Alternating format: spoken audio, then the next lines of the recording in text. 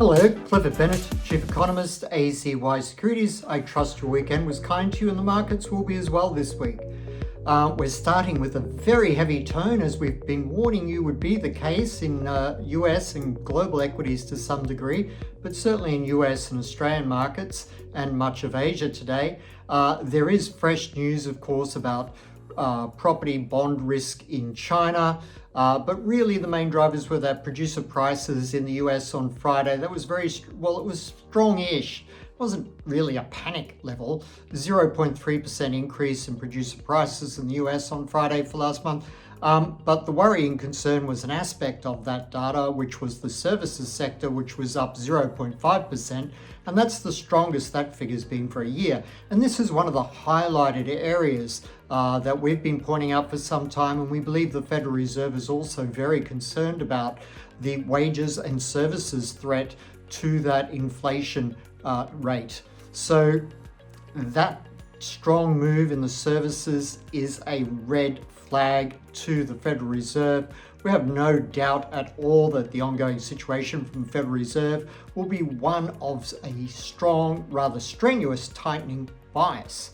That said, the US dollar is strong because people have finally figured out what we've been saying for some time, which is even though the Fed is on pause, on hold, that commercial rates and bond yields will continue to move higher, which is making the US dollar attractive at the long end for investors. And also it still has, even with the Fed on hold, quite an impressive yield return for holding cash there in the near term as well.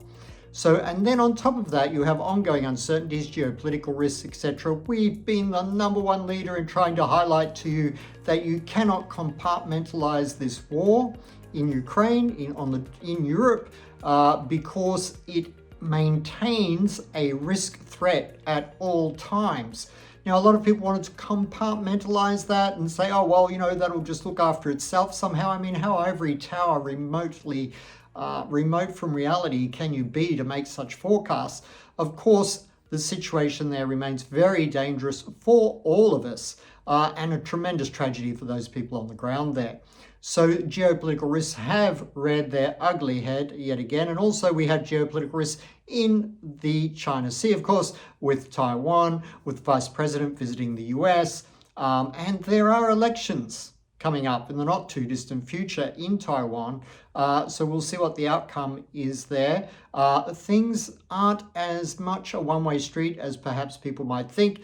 There is a chance of a move against the government. It's highly unlikely the government would lose office, however. But those tensions are not helping the market on the day. But I think really for the outlook for the week, we're going to see Fed minutes, US retail sales. Retail sales should bounce just on the basis of the statistical pendulum, because the reality is these things are surveys. Sometimes things are missed one month and then they're included in the next month. It is that haphazard. So often numbers can run extremely one way one month and the other the next. So given that retail sales have been a little bit disappointing, they could have a little bit of a jump. That again will obviously to the market signal an ongoing tightening bias, but in reality that number will make absolutely no difference whatsoever to the thinking at the Fed. They're more keenly watching that re-acceleration in the headline inflation, that core inflation number, even though it edged down 0.1, staying very strong, very extreme and dangerous at 4.7.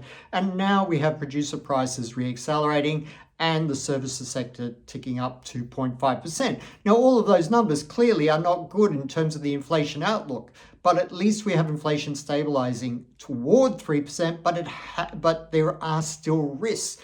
And we've constantly pointed that out to people who kept saying, oh, it's all over, inflation's going away, the Fed will be cutting. Of course not. I've said that too many times. But I think we could be in a situation here where equities remain weak, but the US dollar continues to firm, though the US dollar has just had a good run. I mean, I myself, I've been short from much higher levels, 1 cent from here, 1.5 cents from here. I've still got one of those positions now. It's 110 points in profit. I might be taking profit on that today because, just to emphasize the point, that I think the US dollar's had a very good run for the moment. It could keep running. just be a little bit cautious that it should have some kind of pullback at this stage, or at least consolidation. If you are a trend trader, though, you would still be sticking with a stronger US dollar.